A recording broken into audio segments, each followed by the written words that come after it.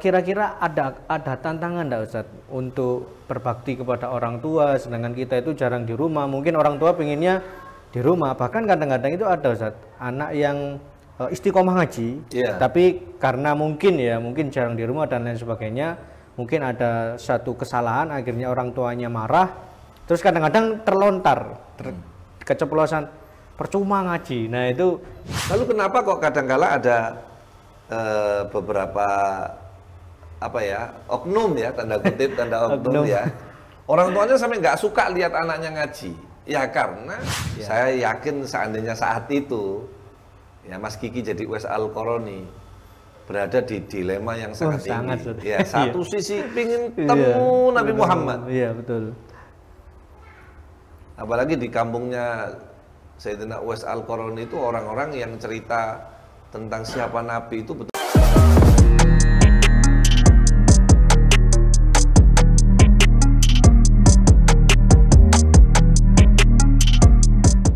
Sekarang kalau misal keterbalikannya, jadi kita ngaji, taklim istiqomah, tapi kita punya orang tua yang mungkin, mohon maaf, kurang taat lah agama. Mungkin ya segampang itu buka aurat, dalam artian mungkin ya seperti biasa orang-orang pada umumnya Ustaz. Nah juga mungkin segampang itu ninggal sholat. Kita sebagai teman-teman ashab yang talabul ilm, mungkin kita alhamdulillah sampai istiqomah, mungkin itu kita seperti apa Ustaz?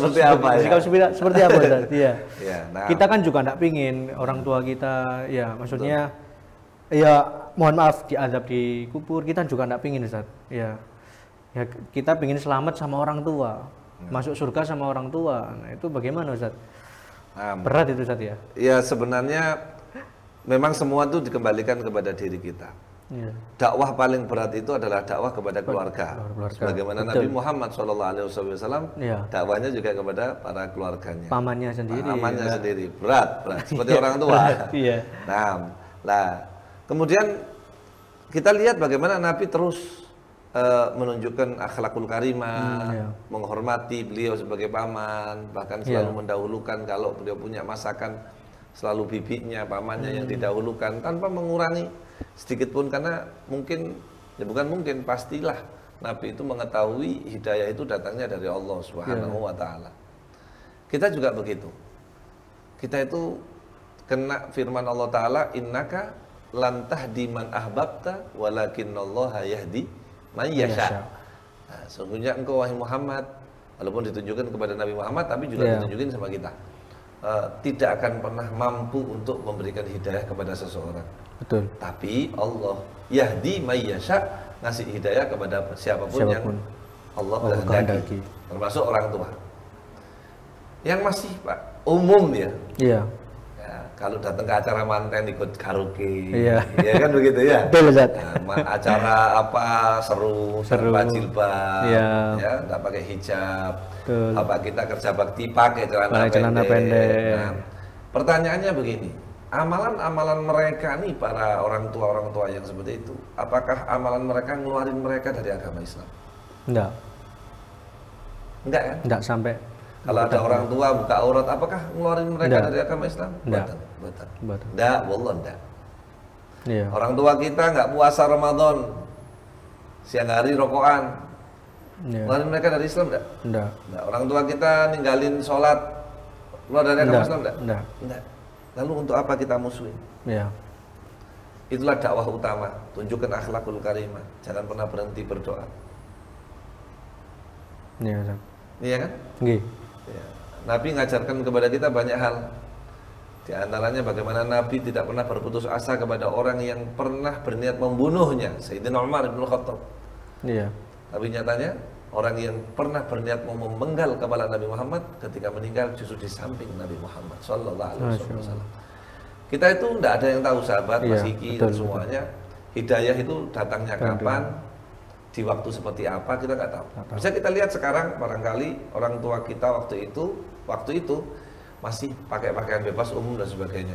Mungkin karena sepuh, terus kemudian turun bersama dengan hidayahnya Allah, jadi orang yang senang ngaji, dekat ulama, bahkan dimuliakan seperti layaknya ulama. Jadi kita nggak tahu, tapi tetap harus tunjukkan akhlakul karimah. Riwayat kedua, Sayyidina Abu Bakar mengalami hal yang sama seperti yang tadi sampean sampaikan tadi, sampean tanyakan tadi. Abu Quhafah, ayahanda Sayyidina Abu Bakar, itu musuhnya Nabi. Sampai suatu saat Sayyidina Abu Bakar memutus uang nafkah untuk ayahnya. Tahu enggak apa yang Nabi katakan kepada Sayyidina Abu Bakar? Kembalilah engkau kepada Abu Quhafah. Nabi marah luar biasa. Bagaimanapun Abu Quhafah itu ayah. Artinya walaupun jangankan itu, ayah kita mungkin ibunda kita ini non muslim pun tetap akhlakul karimah kita tunjukkan kepada mereka. Kedua, ada satu cerita. Ada seorang ibu yang beliau ini nggak sholat, ya waktu itu ya, terus dan sebagainya. Punya anak yang masya Allah ngaji, masya Allah ngaji. Terus si anak ini kerja, uangnya dikumpulin, terus beli anaknya kebo, anaknya sapi, pedet. Ibunya tanya, buat apa beli anaknya sapi? Enggak ya, supaya punya aja. Nah, tanpa si pengetahuan ibu, si anak ini gendong anaknya sapi, diangkat, sesekali setelah diangkat dia jalan sedikit, taruh lagi, tiap hari begitu, sampai akhirnya si sapinya besar, dia pun mampu mengangkat sapi ini, anak sapi yang sudah agak besar. Ibunya heran, ada yang bilang orang gila, tidak ada gabut, tidak ada kerjaan dan sebagainya. Setelah dia siap dan sebagainya, dia datang sama uminya, lalu dia mengatakan, wahai umi, saya tidak punya uang cukup untuk membawa umi ke kota Mekah, tapi izinkan saya untuk menggendong umi dari rumah saya sampai ke kota Mekah. Masya Allah. Di saat itu terbuka hatinya si ibu, kayak seolah mendapatkan hidayah, taubat nasuha kepada Allah Ta'ala, jadi wanita yang Masya Allah nggak ninggalin agama, perintah agama apapun, sampai akhirnya mereka berdua berangkat ke tanah suci. Masya Allah. Jadi memang harus pinter-pinter kita sih. Pinter ya. Tekniknya harus benar-benar cari cara. Cari cara, karena orang tua ya. Iya, orang tua. Iya, kalau teman mah tinggal. Tapi kalau orang tua nggak bisa. Mungkin sedikit-sedikit dikasih contoh dulu, monggo Pak sholat gitu ya. Iya, monggo Pak sholat, atau mungkin sholat depan beliau, terus di sholatnya itu doain beliau, Allahumma fili dzunubi wali walidayya. Kan tersentuh hatinya. Betul. Dapat rezeki sedikit, kasih orang tua. Kalau lewat status bisa nggak, Ustaz? Maksudnya kita mancingnya lewat status, mungkin pakai status tentang orang tua gitu, sayang orang tua, bisa nggak, Ustaz? Biar dilihat. Kalau bisa dilihat ayahnya sama. Iya, kalau memang sama-sama pengguna, itu semua teknis. Teknis. Semua itu manhaj. Manhaj itu metode bagaimana orang yang kita harapkan mendapatkan hidayah itu ikut bersama kita. Termasuk podcast ini kan salah satu manhaj, Tapi memang nggak pernah merintahin. Ya, Sayyidil Habib Umar juga nggak pernah ngasih contoh podcast. Cuman karena kita itu kepingin lihat bagaimana antusiasnya masyarakat tentang podcast, lalu kita warnai dengan ilmu agama, dan mungkin bisa jadi suatu saat podcastnya JR ini akan wawancara dengan pakar ekonomi, karena Islam juga butuh dari bidang ekonomi dan sebagainya. Mudah-mudahan selalu sukses. Amin. Dan yang saya sangat berharap itu setiap langkah kita itu jadikan dakwah kepada Allah. Nggak ada jalan yang lebih cepat menyampaikan panjenengan semua kepada ridha Allah melebihi jalan dakwah.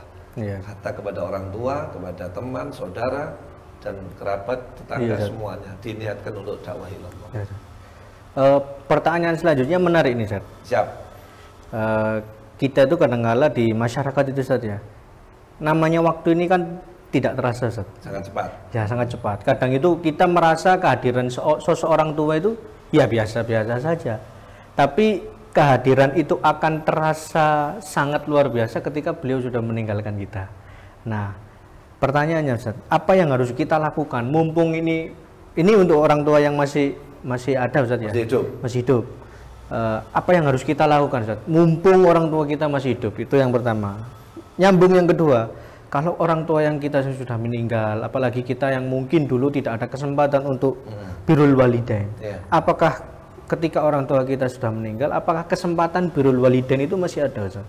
Nah ini kan dua sisi yang berbeda. Jadi yang masih hidup sama yang meninggal, apakah masih ada kesempatan untuk birrul walidain? Ya, memang tidak sedikit ya orang yang bisa memanfaatkan waktu bersama orang tuanya. Iya, tapi betul. Juga kita bisa akui tidak banyak pula orang yang sadar ketika orang tuanya masih hidup, dia harus sering-sering berbakti kepada mereka berdua.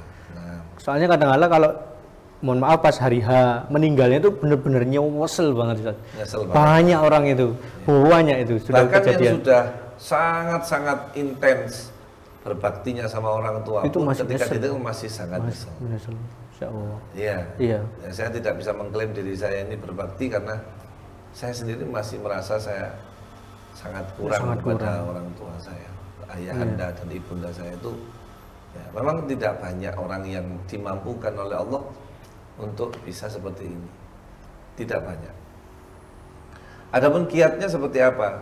Tentu belajar dan belajar dan belajar. Islam itu rahmatan lil alamin. Semakin kita belajar ilmu agama, kita akan semakin mengenal cinta kasih. Di dalam agama Islam itu adalah asas dasar dari semua amalan yang ada di dalam agama Islam. Contoh, sholat. Seorang imam sebelum dia bertakbir disunahkan untuk menoleh kepada para jamaahnya. Kemudian mengatakan sawu sufakum dan seterusnya, dengan tujuan melihat macam-macam jamaah yang ikut.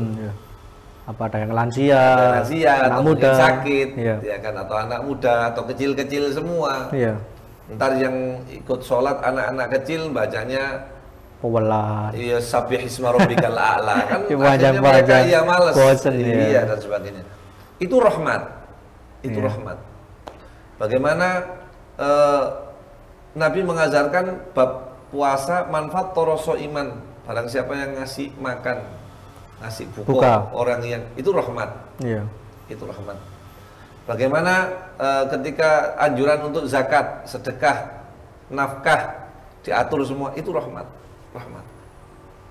Maka apalagi ke orang tua gitu maksud saya. Bapak Ibu jangan apa ya, kalau bahasanya orang Jawa itu nyengol-nyengol kalau ngomong ke orang tua, bentak-bentak dengan nada tinggi. Quran sendiri mengatakan wala takul lahuma uffin. Ada satu kisah. Hati-hati nih sahabat, ini karena kisahnya ini bisa mampir ke kita nih. Jadi ada satu orang Surabaya, dia dikatakan sahabat ya karena saya baru kenal juga. Nih orang Surabaya ini, dia anak tunggal, punya bapak sama ibu yang secara ekonomi finansial fine aja. Okay. Bagus ya, aman. Bagus, aman. Dan teman saya ini punya kerjaan, tahu enggak? Gajinya itu 8 juta satu bulan. Satu bulan. Dan belum punya pasangan. Oh iya. Barangkali yang ingin kenalan bisa hubungi nomor di bawah ini. Dan belum punya pasangan. Tapi ke orang tuanya itu saya pernah lihat sendiri itu, aduh, judes kalau orang Jawa bilang. Pahit ngomongnya. Masya Allah. Kayak enggak aduh, saya sering kasih tahu sama dia, kamu jangan begitu sama orang tua. Tapi ya dasar watak kali. Tahu enggak sahabat? Allah punya cara untuk melembutin nih orang. Bapaknya dikasih sakit, ibunya dikasih sakit. Jadi di waktu yang hampir bersamaan, dua-duanya harus dirawat di rumah sakit. Anak yang pertama cuek, jadinya sangat-sangat perhatian sama orang tuanya. Dia pasang status sama saya, dia tulis, Ustadz, untuk pertama kalinya dalam hidup saya menangis untuk ayah saya yang saat ini lagi dipasang ring di jantungnya, dan untuk pertama kalinya saya menangis melihat ibu saya tidak berdaya di atas ranjang rumah sakit. alhamdulillah qadarullah dikasih sembuh dua-duanya, dan sekarang itu betul-betul dia itu menikmati waktu bersama orang tuanya. Tapi dia punya resiko, mungkin ini sebuah karma atau apa ya, dia dikeluarkan dari perusahaan itu. Alasannya karena sudah sering sekali izin karena untuk orang tua. Jadi buat sahabat semua ya, tidak ada ruginya menyayangi orang tua. Sebelum orang tua itu nanti kita dipaksa oleh Allah Ta'ala lewat orang tua kita, supaya kita jadi sayang sama mereka dengan cara ini. Saya tidak mau, kalau saya sendiri tidak mau, mohon maaf. Tidak bisa. Betul. Dan saya sempat tanya, bro, yang kamu rasain apa bro waktu itu bro? Yang dia rasain cuma satu, I'm alone. Saya sendirian ya Allah, saya sendirian. Saya tidak punya teman, saya tidak punya saudara yang backup saya, harus menawarkan diri, wis aku sih nunggu bapakmu kon kerja. Tidak ada itu, tidak ada, satu pun tidak ada. Kerjaan yang selama ini mati-matian, ya dia, aduh sudah pokoknya loyalitasnya tinggi ke kerjaannya, itu satu tempat kerja, satu teman, satu timnya, nggak ada yang bilang udah bro lu kerja, gue yang tungguin orang tua lu. Nggak ada, nggak ada. Saat itu dia bilang saya cuma punya ayah saya dan ibu saya. Ya semoga itu nggak terjadi sama kita. Betul. Karena seperti yang Mas Kiki tadi sampaikan, seberbakti-baktinya kita sama orang tua, ketika beliau nggak ada, itu sudah kayak dunia itu nggak ada. Ya. Saya yakin yang melihat podcast ini dan bisa merasakan apa yang saya rasakan, itu berarti orang tua Anda sudah tidak ada. Tapi yang belum bisa merasakan apa yang saya sampaikan barusan, saya yakin orang tua Anda masih hidup, masih ada. Tapi ingat, akan datang masa itu menghampiri Anda semuanya. So, sayangi, cintai, senengin orang tua, bikin mereka senyum. Ini saya hidup kalian akan selalu dibikin senyum. Amin, amin, amin ya Allah, amin ya Allah, amin. Selanjutnya, Ustaz, bagi yang sudah meninggal. Ya, bagi yang sudah. Apa masih ada kesempatan untuk orang tua yang sudah meninggal, apakah masih ada kesempatan kita berbakti kepada keduanya? Masih. Nabi mengatakan beristighfar untuk keduanya, berdoa untuk keduanya. Juga tak kalah kata Rasulullah SAW, yaitu menyambung orang-orang yang menjadi kesenangan, kecintaan orang tuanya. Diambil dari mana? Dari ketika Rasulullah ditinggal wafat oleh Sayyidatuna Khadijah, kemudian Nabi itu nyembelih kambing, maka Nabi merintahkan beberapa sahabat untuk bagi kambing kepada teman-temannya Sayyidatuna Khadijah yang masih hidup waktu itu, karena ingin nyambung. Karena lewat mereka lah Kanjeng Nabi itu mengingat Sayyidatuna Khadijah. Kalau kita ambil dari teori kita jadiin teori kita, apa yang dilakukan Nabi, seandainya ibu kita masih hidup, ketika hari raya Idul Fitri, yang beliau lakukan apa? Oh, berkunjung ke rumah saudarinya. Nah, kita pun meneruskan itu. Betul. Karena dengan melihat saudarinya ibu, bule atau bude, teringat ibu gitu. Iya, betul. Seperti itu. Jadi sambung terus, bantu. Jangan pernah perhitungan sama orang tua. Banyak hal saya ingin sampaikan, mungkin karena juga terbatas waktunya juga ya. Tapi ini asik ini. Asik. Mungkin akan ada part duanya lagi yang lebih seru dengan pertanyaan-pertanyaan yang lebih sulit supaya saya tidak bisa menjawabnya. Karena bagi saya ini masih sangat muda, masih sangat ringan. Tapi masuk, Ustaz, masuk, insya Allah masuk juga. Terakhir, Ustaz. Terakhir. Silakan. Agar kita itu semangat, Ustaz, dalam birrul walidain. Kadang-kadang itu kita itu, apalagi anak zaman sekarang itu lebih senang melakukan sesuatu hal yang tertampak jelas fadilahnya, tertampak jelas mungkin balasannya. Nah, mungkin apakah antum ada kisah, satu lah paling tidak, kisah nyata dari sosok anak yang mungkin berbakti kepada orang tua, yang akhirnya mungkin dikasih sama Allah itu hidup yang enak, hidup yang kaya, wis masya Allah yang diimpikan orang-orang semuanya. Masalah dunia mudah. Masalah dunia mudah, semuanya mudah, Ustaz. Ya. Begini sahabat, dunia ini memang mazra'atul akhirah ya. Iya. Boleh dikata dunia ini miniatur akhirat lah. Iya. Walaupun artinya kan ladang untuk kita cari sangu di akhirat. Tapi memang mau tidak mau kadangkala Allah itu mau nampakin sama kita itu ketika lu berbuat baik sama seseorang, lu akan dapat kebaikan yang lain. Iya.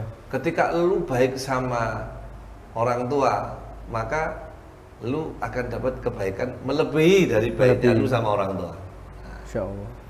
Kalau kisah salaf nggak terhitung, la tu'addu wa la tuhsu, jumlahnya banyak. Tadi Uwais Al-Qarni sudah. Sekarang yang zaman sekarang yang viral ya, yang mungkin Elon Musk. Ya.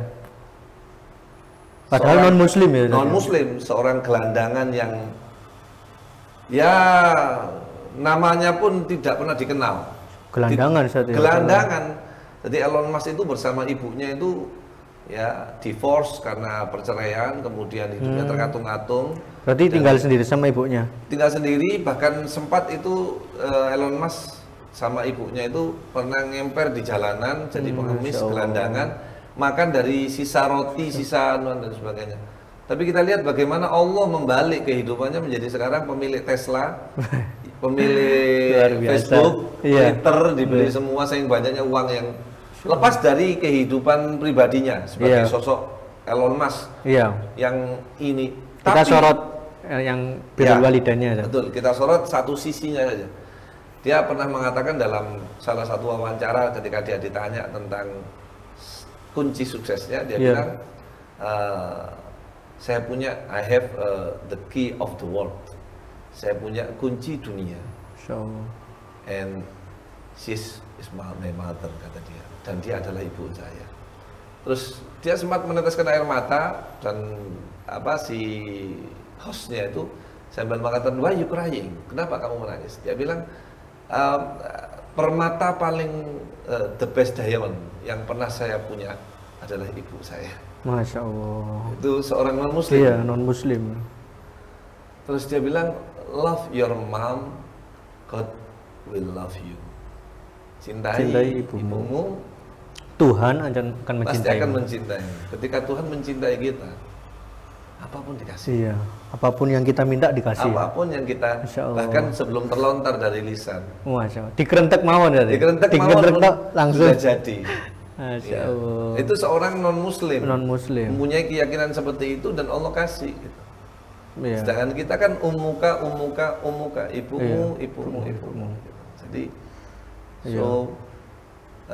kalau orang non muslim bilang kunci dunia adalah ibu, permata terindah yang pernah saya punya adalah ibu, maka kita lebih layak mengatakan itu karena kita diajarkan mencintai ibu kita tiga kali. Nah, lebih dari cinta yang lain.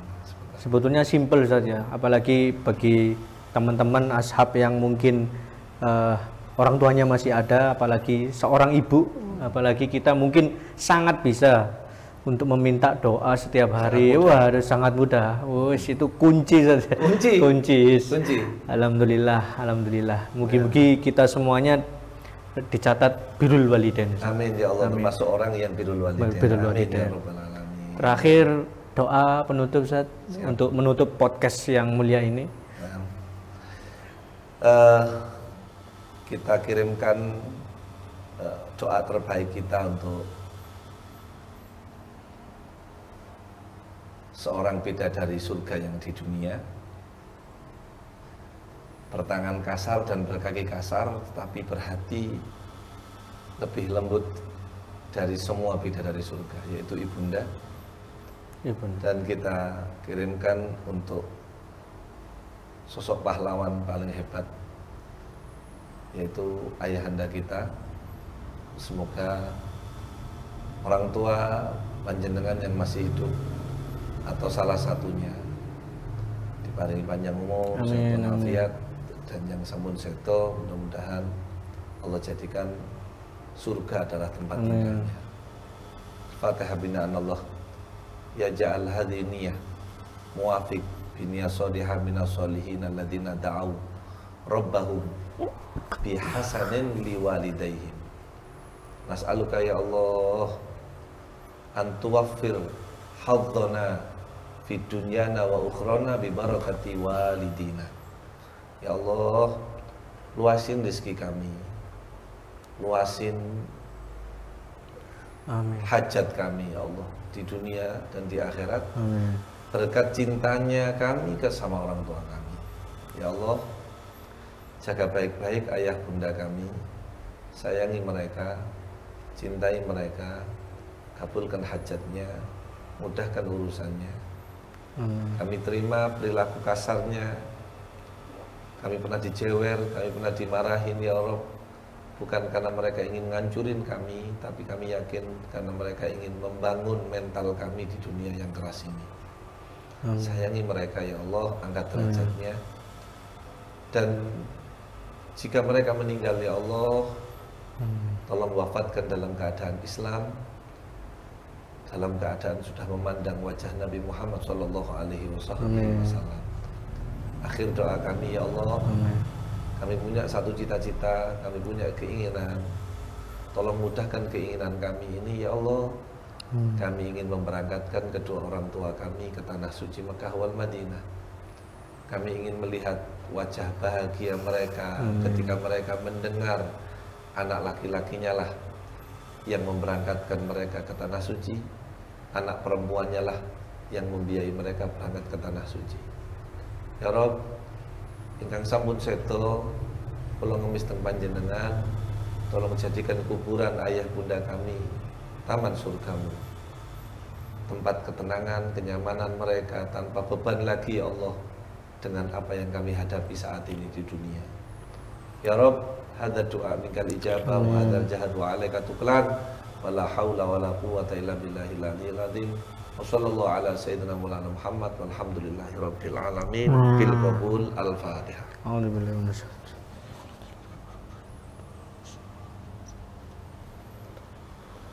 Alhamdulillahirrahmanirrahim. Jazakumullah khairal jazaa Ustaz atas waktunya, mudah-mudahan bermanfaat untuk kita semuanya. Mudah-mudahan guru kita Ustaz Khairuddin diberikan kesehatan, diberikan umur yang manfaat, umur yang panjang, umur yang barokah, agar senantiasa membimbing kita semuanya ke jalannya Allah dan Rasulullah SAW. Mungkin cukup pada sesi kali ini, kita sampai berjumpa di sesi yang akan datang. Insya Allah mudah-mudahan diparingi istiqomah. Ya, terima kasih. Hadza kullakum. Assalamualaikum warahmatullahi wabarakatuh. Waalaikumsalam warahmatullahi wabarakatuh.